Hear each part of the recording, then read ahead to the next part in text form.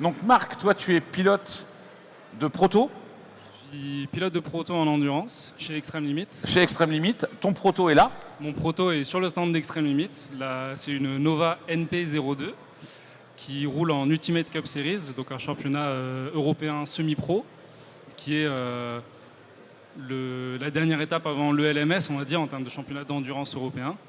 Et je vais faire cette année ma première saison complète dans ce championnat. Ça va être ou là ça a été? Ça va être, là en Ça va 2025, être, là. ça va être. Tu as fait Et, des piges en 2024 un j'ai petit fait peu 2 courses en 2024 pour apprendre la voiture. pour te familiariser. Là, la voiture est à moi, je l'ai que depuis septembre, fin août, début septembre. Donc tu es propriétaire, c'est ta voiture. C'est ma voiture, ouais. C'est ma voiture et avant je roulais en trophée tourisme endurance, toujours avec Extreme Limits, mais sur une Ligier JS2R qui est une GT qu'on voit aussi sur le stand d'Extreme Limits. Et pourquoi tu as fait le choix que ce soit ta voiture plutôt que de la prendre dans un team comme beaucoup font?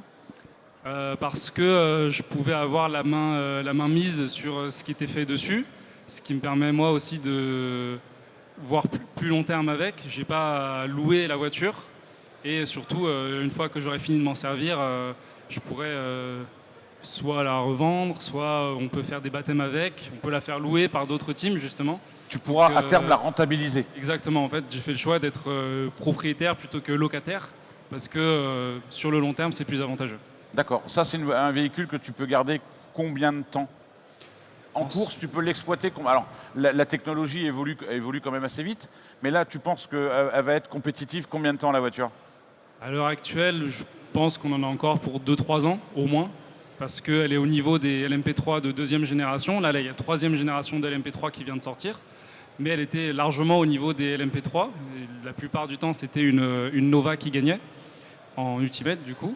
Et je pense qu'elle a encore de beaux jours devant elle, puisque la preuve en est que c'est une voiture qui se retrouve très peu en occasion, dans le sens où les teams la gardent. Les teams sont très satisfaits de la voiture. Et en caractéristiques techniques, c'est une voiture qui pèse combien? Qui a quelle puissance? C'est un V8 5 litres d'origine Ford, qu'on retrouve par exemple sur les Mustangs, pour les connaisseurs. On a 420 chevaux d'origine. On pourrait en sortir plus, mais dans le championnat en Ultimate, c'est 420 chevaux pour tout le monde. Elle fait 800 kg à vide à peu près. Donc on est sur une voiture très agile quand même. Le choix du moteur Ford, il est stratégique ou économique? J'ai pas eu l'opportunité de discuter de ça avec Guilhem, qui est le patron de chez Nova. Mais le choix, à mon avis, il a un peu des deux, dans le sens où c'est économique parce que c'est un moteur qui est connu, un petit peu modifié mais qui est connu, et qui est stratégique parce que en sortant 420 chevaux d'un moteur de 5 litres, on se garantit de l'endurance, on se garantit de la fiabilité, et c'est ce qu'on va rechercher en priorité sur une voiture comme ça. Oui, mais alors tu disais que c'est un moteur qu'on connaît un peu issu de la Mustang, etc. Mais par contre, on a dû forcément adapter quelques trucs pour qu'il soit compétitif en sport tourisme, au niveau des embrayages, volant moteur, boîte de vitesse, etc. pour qu'il ait moins d'inertie que ce qu'il a au départ. Là, forcément, oui, l'ensemble moteur boîte, il est prévu pour justement à la fois durer dans le temps et être plus performant. Donc on fait appel à une boîte SADEV, donc c'est quelque chose de connu, c'est quelque chose qui est fiable, qui est reconnu en France comme étant quelque chose qui soit vraiment performant. Et c'est une voiture qui est aussi simple d'utilisation, alors simple avec des guillemets, dans le sens où c'est un proto, mais c'est une voiture qui ne va pas être piégeuse, c'est une voiture qui est vraiment performante très vite et qui est vraiment faite pour progresser, pour aller plus loin. D'accord. Avant ça, tu faisais quoi? Tu avais quoi comme passé? Comment es-tu venu au sport auto?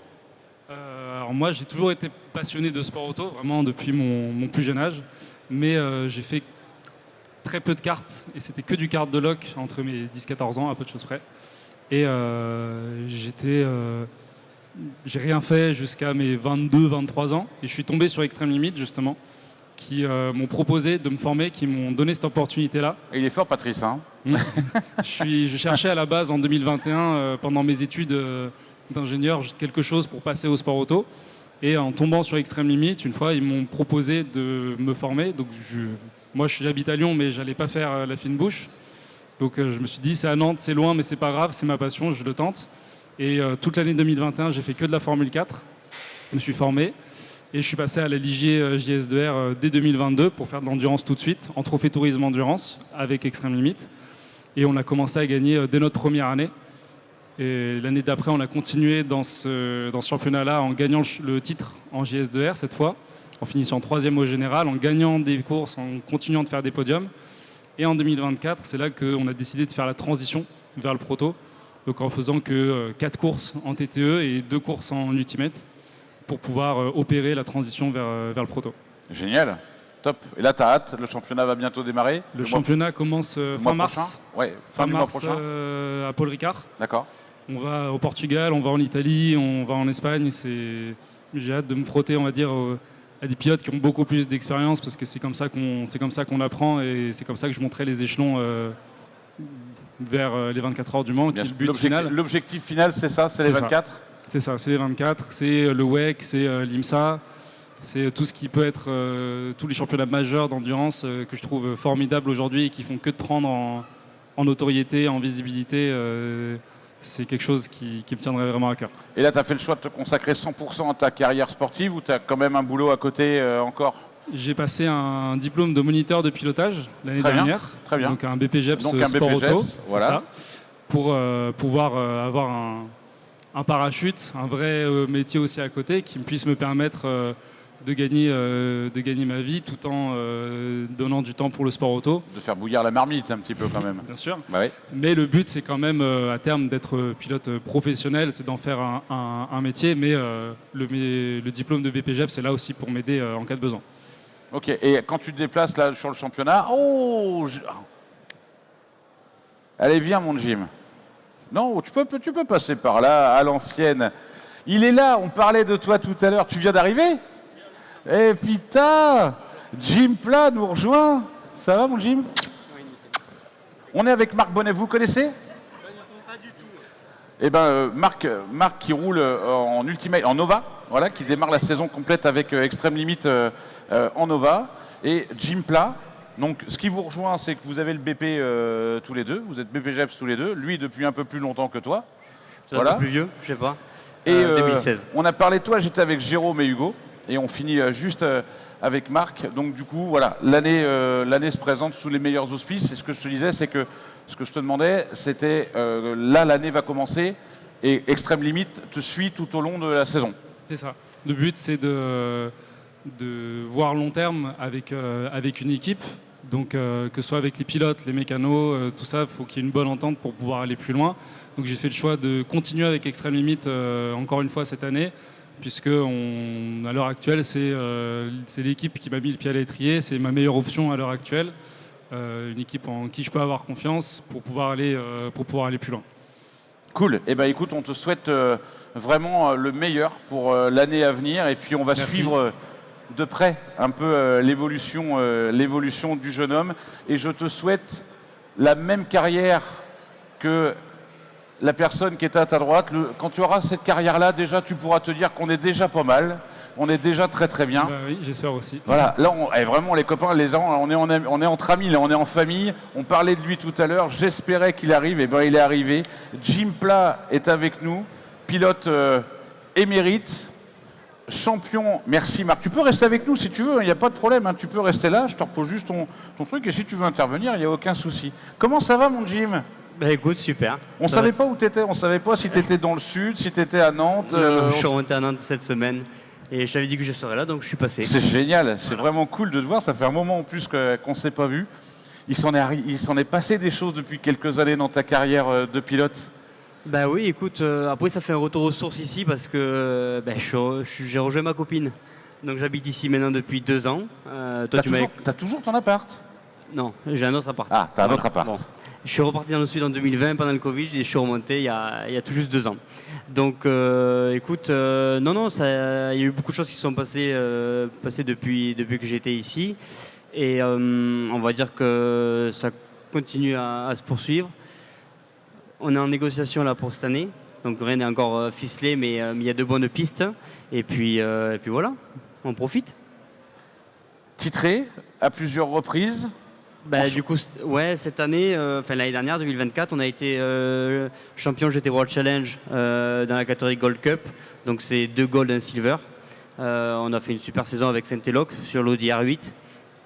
Et à côté de ça, j'ai fait toujours le GT4 France depuis 7-8 ans maintenant pour accompagner mon Jean-Luc Boublic, qui a pris sa retraite cette année.